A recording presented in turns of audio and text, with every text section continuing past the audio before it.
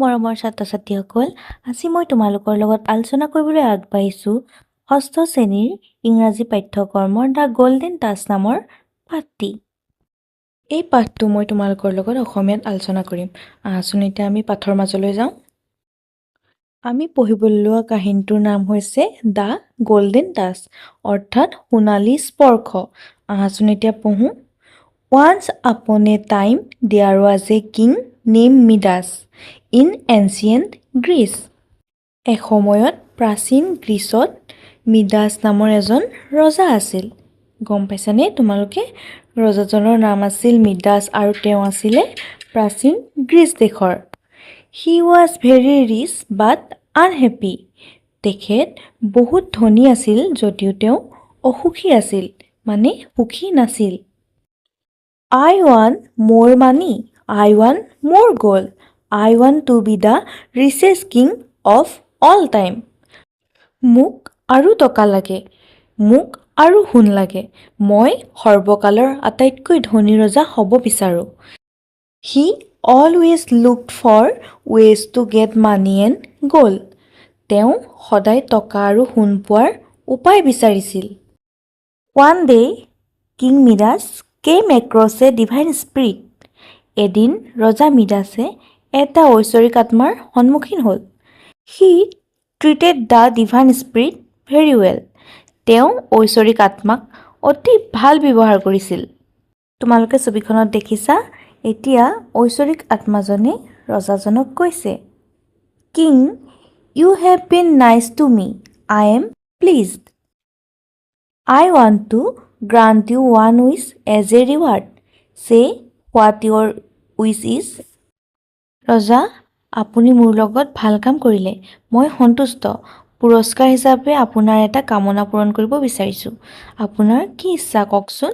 এইদৰে ঐশ্বৰিক শক্তিয়ে ৰজাক কৈছে। তেতিয়া ৰজাই কৈছে, থেংক ইউ ডিভাইন স্পিৰিট। ধন্যবাদ ঐশ্বৰিক আত্মা।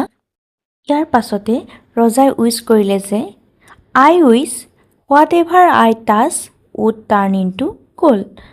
অৰ্থাৎ মই আশা কৰোঁ মই যি বস্তু স্পৰ্শ কৰোঁ সেয়া যাতে সোণলৈ পৰিৱৰ্তিত হৈ যায়। ৰজাজনে তেওঁ যি বস্তুৱে চুই দিয়ে সেই বস্তু সোণ হৈ যোৱাটো বিচাৰিছিল। Are you sure? This wish may lead to trouble.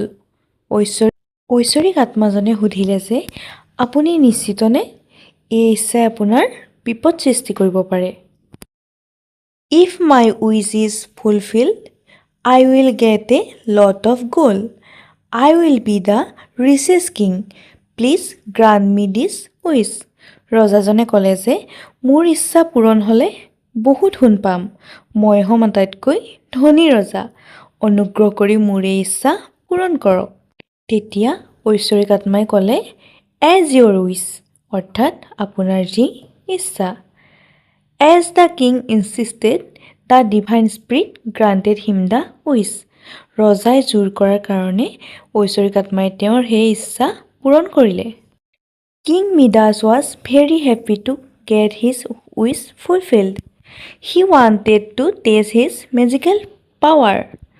ৰজা মিডাছে নিজৰ ইচ্ছা পূৰণ কৰি অতি আনন্দিত হৈছিল।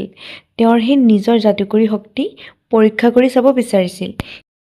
Let me touch this stone. ৰজাজনে ওচৰতে থকা শিল এটুকুৰা দেখি ভাবিলে যে এই শিল টুকুৰা চুই চাওঁ, সোণ হয় নে নহয় পৰীক্ষা কৰোঁ। As soon as King Midas touched the stone, it turned into gold. ৰজা মিডাছে সেই শিলটো স্পৰ্শ কৰাৰ লগে লগে সেই শিলটো সোণলৈ পৰিণত হ'ল। Wow, unbelievable. The stone has turned into gold. Let me touch other things too. Wow, অবিশ্বাস্য, মানে বিশ্বাস কৰিব নোৱাৰা। শিলটো সোণলৈ পৰিণত হৈ গৈছে। আন বস্তু চুই দিওঁ। এই বুলি মিডাছে আন বস্তুবোৰ চুবলৈ ধৰিলে। Whatever the king touched turned into gold. ৰজাই যি বস্তু স্পৰ্শ কৰিলে সেয়া সোণলৈ পৰিণত হ'ল। Unfortunately, the king could not even eat or drink. দুৰ্ভাগ্যজনকভাৱে ৰজাজনে পানী আৰু খাদ্য খাব পৰা নাছিল। Everything he touched turned into gold immediately. তেওঁ চুই যোৱা সকলো বস্তুৱেই লগে লগে সোণ হৈ গৈছিল। Oh no! What have I done? My food has turned into gold. I can't even eat. ৰজাজনে ভাবিলে। অ' নহয়, মই কি কৰিলোঁ? মোৰ খাদ্যও সোণলৈ পৰিণত হৈছে। মই একো খাবও নোৱাৰা হৈছোঁ। The king went to the garden. তাৰপিছত ৰজাজন বাগিচালৈ গ'ল। হি চ হিজ ডটাৰ কামিং টুৱাৰ্ডছ হিম। তেওঁ তেওঁৰ ফালে ছোৱালীজনী আহি থকা দেখা পালে। কাম মাই চাইল্ড বুলি ৰজাজনে ছোৱালীজনীক মাতিলে আৰু ছোৱালীজনীও দেউতা বুলি আগবাঢ়ি আহিল। দে হাগড ইচ আদাৰ। তেওঁলোকে ইজনে সিজনক সাৱটি ধৰিলে। As soon as Midas touch his daughter she turn into a statue of gold. The king was shocked. মিডাছে জীয়েকক স্পৰ্শ কৰাৰ লগে লগে তাই সোণৰ মূৰ্তিলৈ পৰিণত হ'ল। ৰজা হতভম্ব হৈ পৰিল। Alas! What have I done? I lost my child. She is just a statue now. হাই, মই কি কৰিলোঁ? মোৰ সন্তানটো হেৰুৱালোঁ। তাই এতিয়া মাত্ৰ এটা মূৰ্তি। এইবুলি ৰজাই কান্দিবলৈ ধৰিলে। He saw that everything he touched turned into gold. The king's happiness turned into despair and he cried loudly. তেওঁ দেখিলে যে তেওঁ স্পৰ্শ কৰা সকলো বস্তুৱেই সোণলৈ পৰিৱৰ্তিত হৈ গৈছে। ৰজাৰ সুখ হতাশালৈ পৰিণত হ'ল আৰু তেওঁ জোৰেৰে কান্দিবলৈ ধৰিলে। The divine spirit heard Midas crying. He appeared before King Midas. ঐশ্বৰিক আত্মাজনে মিডাছৰ কান্দোন শুনিলে। তেওঁ ৰজা মিডাছৰ আগত উপস্থিত হ'ল। King Midas, you look sad. What happen? ৰজা মিডাছ, আপোনাক দুখী যেন লাগিছে। কি হ'ল? এইবুলি ঐশ্বৰিক আত্মাই ৰজাক সুধিছে। I am in big trouble. ৰজাজনে ক'লে যে মোৰ বহুত অসুবিধা হৈছে বা মোৰ বহুত সমস্যা হৈছে। Do you want me to take the wish back? ঐশ্বৰিক আত্মাজনে সুধিলে, আপুনি বিচাৰেনে মই ইচ্ছাটো ঘূৰাই লোৱাটো? Please do. অনুগ্ৰহ কৰি কৰক, ৰজাজনে ক'লে। Then go' and wash your hands in the river. You will get rid of the golden touch. ঐশ্বৰিক আত্মাজনে তেতিয়া ক'লে, তেনেহ'লে আপুনি নদীলৈ যাওক আৰু তাত গৈ হাত দুখন ধুই পেলাওক। তেতিয়া আপুনি সোণালী স্পৰ্শৰ পৰা মুক্তি পাব। King Midas immediately rush to the river. ৰজা মিডাছে লগে লগে নদীৰ ফালে লৰালৰিকৈ গ'ল। Let me wash my hands first and ran to the garden. হাত দুখন লৰালৰিকৈ ধুই বাগিচালৈ দৌৰি যাওঁ।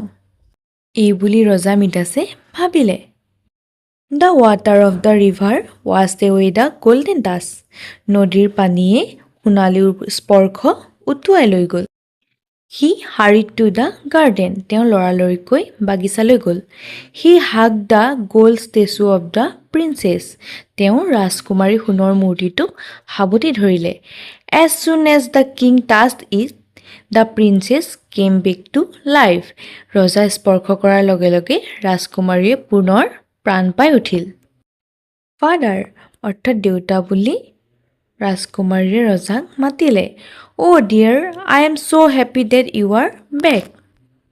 তেতিয়া ৰজাজনে কৈছে যে, প্ৰিয়, তুমি ঘূৰি অহাত মোৰ বৰ ভাল লাগিল। ৰাজকুমাৰী আকৌ আগৰ ৰূপলৈ ঘূৰি অহাত ৰজাজনে মনত আনন্দ পালে। That day onwards king Midas became a change person.